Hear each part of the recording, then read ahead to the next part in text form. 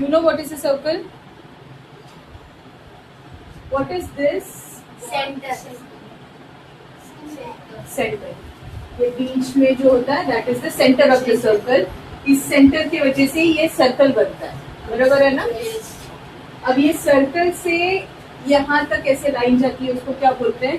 Radius. क्या बोलते हैं? रेडियस. रेडियस. क्या बोलते हैं? रेडियस. यहाँ से ये जो बाहर की जो लाइन है इसको हम सर्कमफ्रेंस बोलते हैं. क्या बोलते हैं? तो सेंटर से लेके सर्कमफ्रेंस तक जो टच होता है उसको हम क्या बोलते हैं? रेडियस. कैसे भी टच हो कोई प्रॉब्लम नहीं है. Radius always remains the same. अगर ये 7 सेंटीमीटर है तो ये क्या 8 हो जाएगा? ये भी 7 ही रहेगा. Okay, understood. नाउ ये सेंटर पे से जो लाइन अगर जाएगी सीधे सीधे ऐसे, तो इसको हम क्या बोलेंगे? डायमीटर. रेडियस का क्या होता है? डायमीटर रेडियस का क्या होता है? डबल. मतलब अगर रेडियस हमारा 7 है तो डायमीटर कितना होना चाहिए? 14. बराबर. 7 + 7 14, या फिर r मल्टीप्लाइड बाई 2. 2 से r को मल्टीप्लाई करेंगे. r means radius. r मतलब तो रेडियस को जब हम 2 से मल्टीप्लाई करेंगे तो 7 2 से कितना हो गया? 14. तो हमको हमारा डायमीटर मिलेगा. बराबर. नाउ अब ये यहाँ से एक लाइन पास होगा. जो लाइन सेंटर पे से नहीं जाती है उसको हम क्या बोलते हैं? कॉर्ड बोलते. क्लियर? क्या पता चला अभी? Centre, radius, diameter, chord and circumference. क्या सीखा हमने? सर्कमफ्रेंस. ठीक है. इसमें क्या बात करने वाले हम? किसके बारे में बात करने वाले? Cord and arc. आर्क हमने पढ़ा था ना. कोई भी पॉइंट्स जो सर्कमफ्रेंस के ऊपर लाई करती है.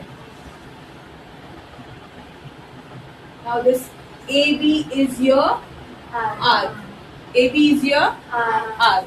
Understood? Minor means छोटा, major means बड़ा.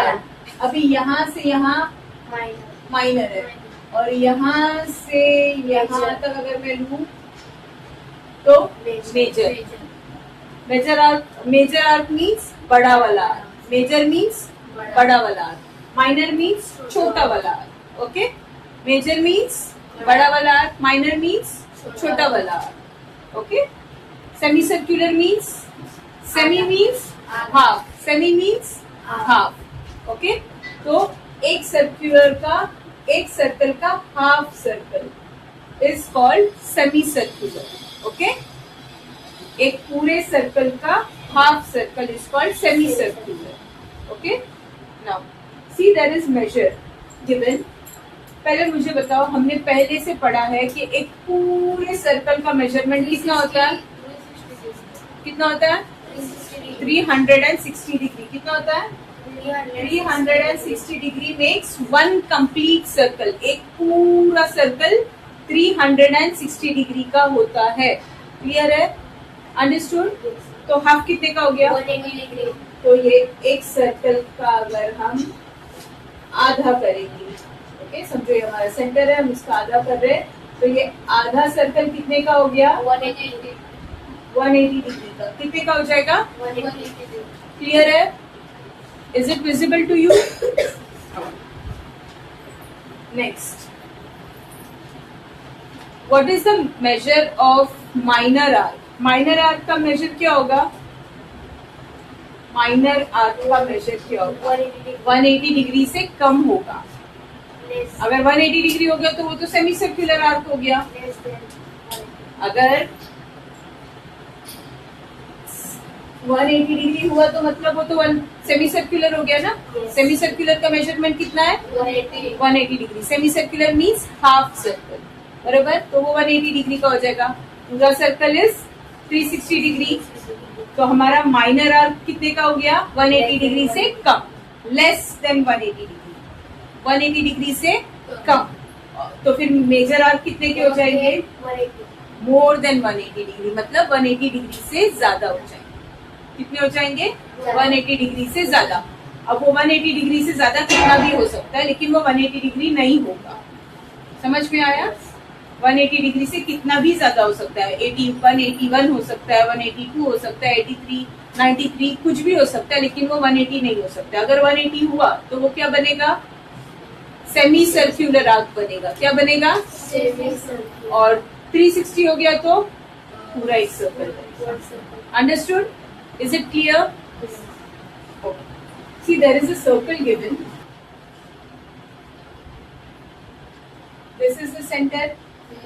Okay, now I'm drawing a chord, naming it A and B. अब ये सेंटर पे से मैं एक स्ट्रेट लाइन नीचे लिखती हूँ, इतना तो समझ रहा है। एक सेंटर पे से मैं एक स्ट्रेट लाइन नीचे लेती हूँ। अब ये क्या बन रहा है, straight standing perpendicular. See perpendicular है, one standing line and other sleeping line. एक लाइन खड़ा, एक लाइन स्लीपिंग में है, तो वो क्या फॉर्म कर रहा है, परपेंडिकुलर फॉर्म कर रहा है। क्या फॉर्म कर रहा है ना, परपेंडिकुलर मीन्स कितने डिग्री का होता है हमारा, ये राइट एंगल फॉर्म है ना, ये राइट एंगल का सिंबल होता है ना, कितने डिग्री का है, 90 डिग्री है राइट एंगल, है ना। अब ये सेंटर को मैं नाम देती हूँ O, और ये वाला जो पॉइंट है इसको मैं बोलूंगी P। क्लियर? अब हमको क्या बोला है कि जो ये AP है और PP है, ये पूरा दोनों मिलाकर एक कॉर्ड बनेगा, है ना। ये इधर से इधर तक तुम बोल सकते हो कॉर्ड है, यहाँ से यहाँ तक टच होगा तब एक कॉर्ड बनेगा। ओके, सी लेंथ AP हमको क्या बोला है, length AP is equal to length BD, which is equal to half length AB. AP is equal to PP, मतलब जितना लेंथ AP है उतना ही लेंथ PB है। सी, क्योंकि वो सेंटर पे से जा रहा है ना, जितना लेंथ AP रहेगा उतना ही PB रहेगा। तो हमको बोला गया है कि AP is equal to PB. AP is equal to PB means what? If AP is 5, PB कितना रहेगा, 5 रहेगा। तो इसका मतलब ये होगा कि ये दोनों मिलेंगे तो हमको एक कॉर्ड कितने का बनेगा, 10, है ना। समझ आ रहा है? तो हमको बोला गया है कि AP और PB, ये AB का क्या है, हाफ है, आधा है ना। अगर AB समझ लो पूरा 10 है तो PB कितने का रहेगा, 5 का रहेगा, और AP कितने का रहेगा, 5 का रहेगा। दोनों 5 5 मिलेंगे तब जाके पूरा 10 बनेगा। बराबर है? क्लियर है? 17.1 का क्वेश्चन नंबर 1 देखो।